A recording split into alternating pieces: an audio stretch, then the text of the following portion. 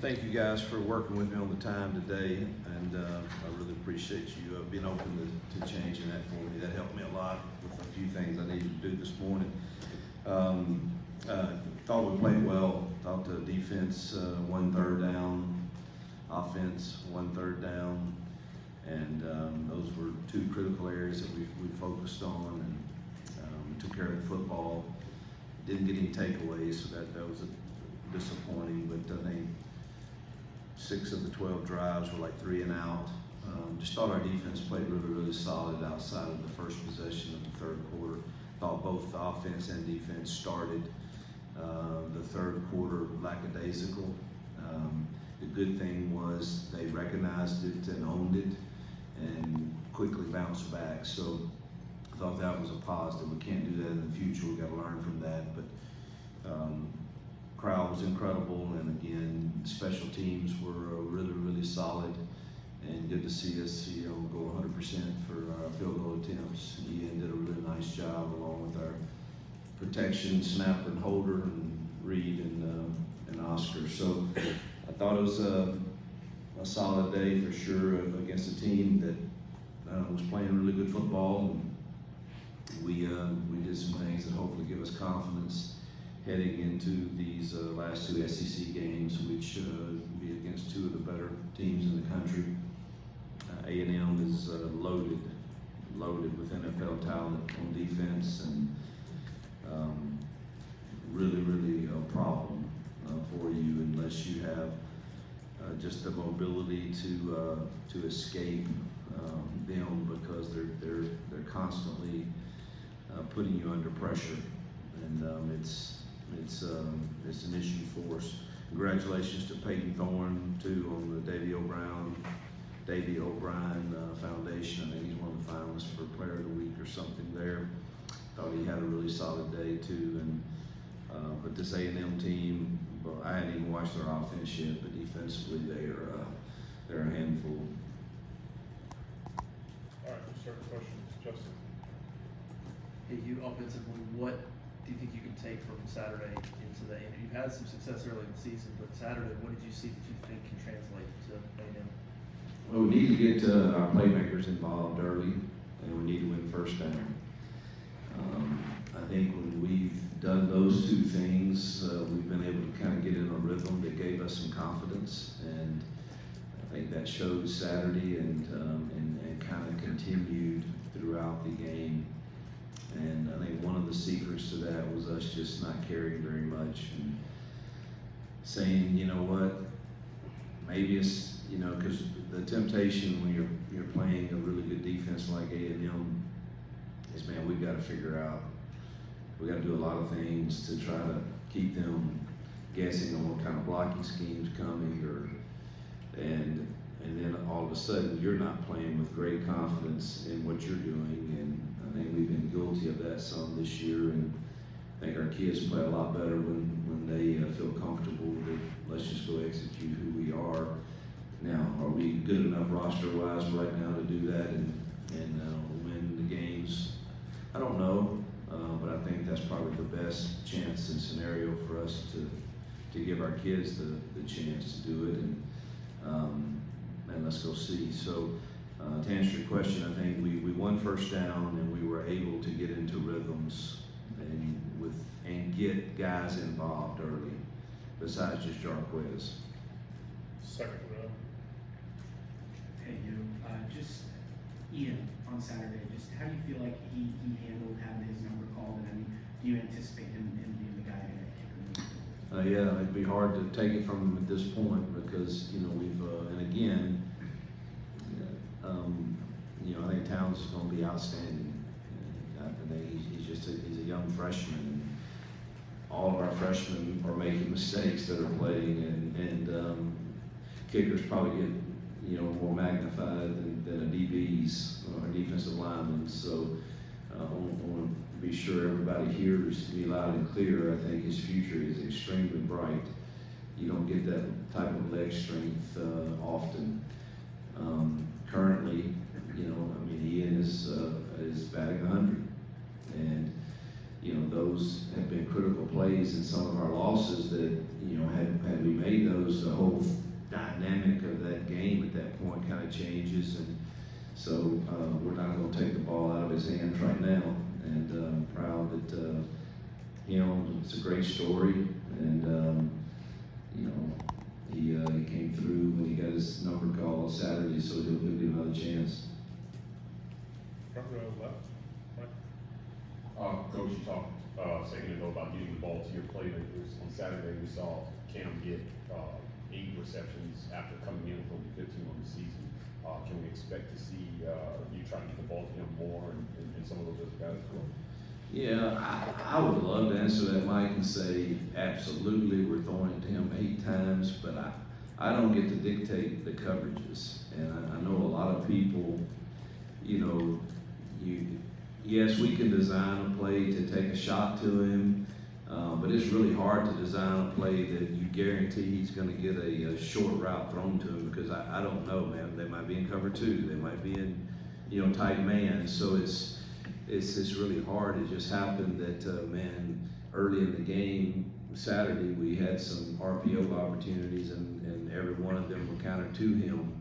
And then we had a couple third down throws where we ran a little mesh route, and he was the option on that. And I don't know that pre-snap that he will be, but I would love to say that he's going to get, you know, 8, and Malcolm's going to get 8, and Perry's going to get 8, and Dre's going to get 8. But I don't.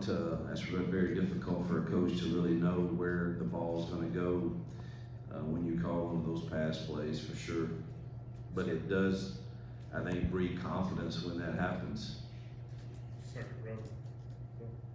Last home game of the season. Just talk about thoughts about that, and a big senior group as well. And how big would it be to in front of a big crowd at the night game, last home game?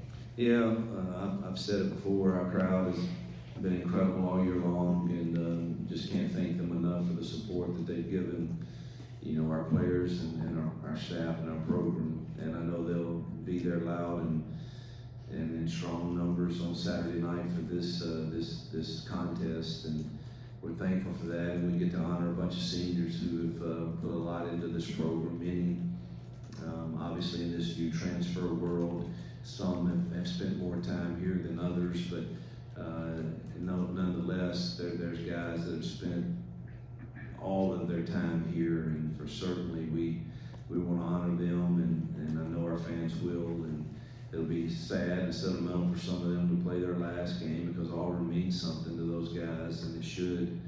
And hopefully we can send them out in a way that they'll remember it well. Front row right You guys have faced a fair few dynamic quarterbacks this season in terms of their mobility. How much does that help your confidence level with a guy like Marcel Riefenberg? Yeah, we, you know, that's something that we were pretty awful at the beginning of the year. And I think we've consistently gotten better at containing those dynamic guys. And I think stats show that. I think the games prove that. And hopefully those experiences are something that we can draw upon.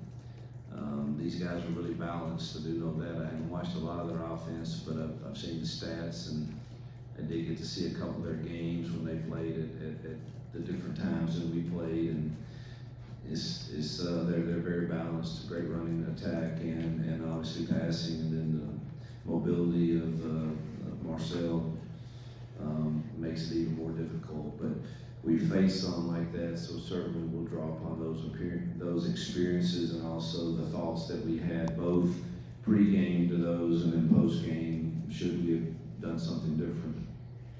Second row.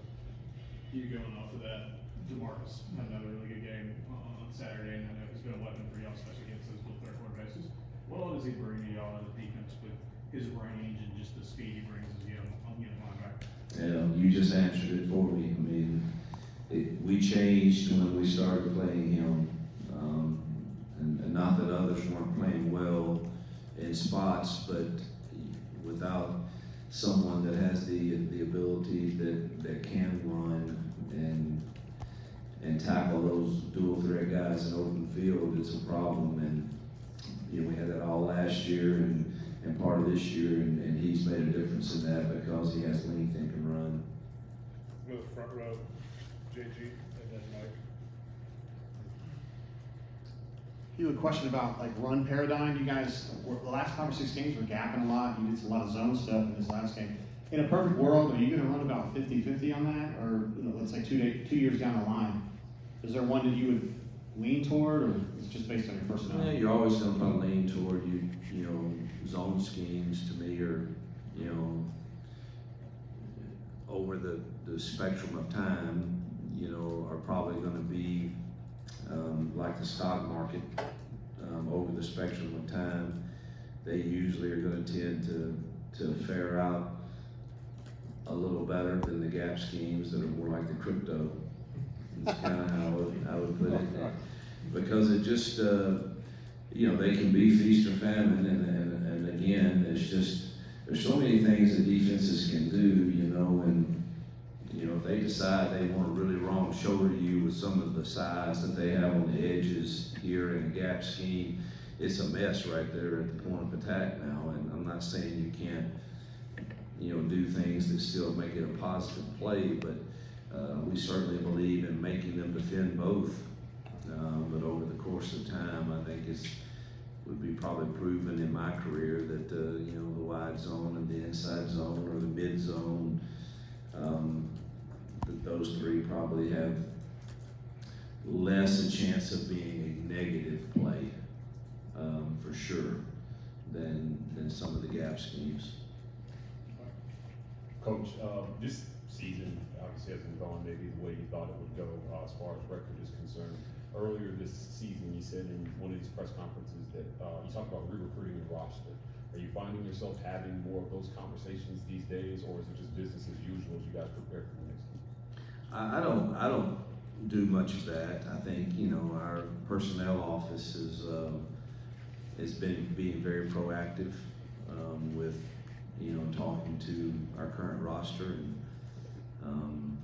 Jason Campbell does an outstanding job, you know, representing our collective and some of those discussions. And there's so many changes going on in the world with what we hear might be coming in July, and you know, you're just trying to give them accurate information. But I think you got to be proactive, and I just work on coaching them and having genuine relationships with them. I do know that I believe that most feel that they could come and have a conversation with me, and two have, and you know, I say I'm gonna tell you the truth, and whether you like it or not, I'm just gonna shoot it straight to you. And but most of those have gone through our personnel office, and I like it that way, truthfully. And I want to just continue to work on having real, genuine, authentic relationships and being able to coach them and develop them.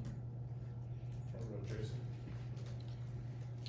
You talked about, you know, avoiding third and longs. How important is that, especially against a defense that's aggressive, to stay ahead of the chains and be successful on first down, especially? Yeah, that was the last thing when Kirk came to get me and tell me I was running late. The last thing that I'd gone through with our offensive staff was we haven't gotten a third down passes yet, but we were talking about early down passes, and Jake is sweating, you know, with some of the things that were on the board, and we were just going through how we could maybe change a few of those things. That he wants that ball to come out pretty quick because they are dynamic. Those are 2 first rounders on the edge, and inside they're really good too. So we better win first down and keep it at 30 manageable. We have 2 in the back. Coach, just curious, I think back to a few weeks ago, you get a big one over Kentucky, and could be your next game, and the tough loss there at Vanderbilt. How do you get things, what have been some indicators through this week you've seen it? You get some carryover, some confidence from win here for this next game? You know, our kids have kept fighting. They've kept coming to practice and working with our staff, and we've continued to try to make changes that give these young kids more and more confidence. I think you saw our young receivers played with a little more confidence Saturday, and some of us, we limited some of the things we're asking them to do. And Hopefully that success will breed over into a great week of practice and prep for an outstanding A&M team. Obviously, it's the roster you're facing here with them is different than last week, and they're one of the best in the country and competing to be in the playoffs this year. And that should excite us. It should excite us to get them at home in front of our crowd at night in Jordan-Hare, and hopefully the confidence we might have built from the success from last week will carry over. The Mike Elko hire wasn't necessarily considered like a buzz-worthy hire at the time, and he really brought a level of toughness to that team, and now they're in position to potentially play the SEC title game. From what you've seen of them on film, what's different about this A&M team than maybe some of the past years they've had?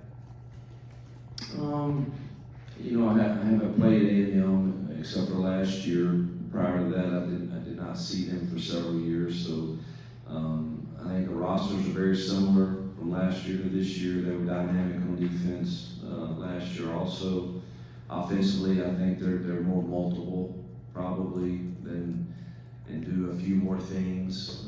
Maybe it's because of their dual threat quarterback now, but they do a few more things than they did last year. But there's no question that they're playing with a championship mentality and effort.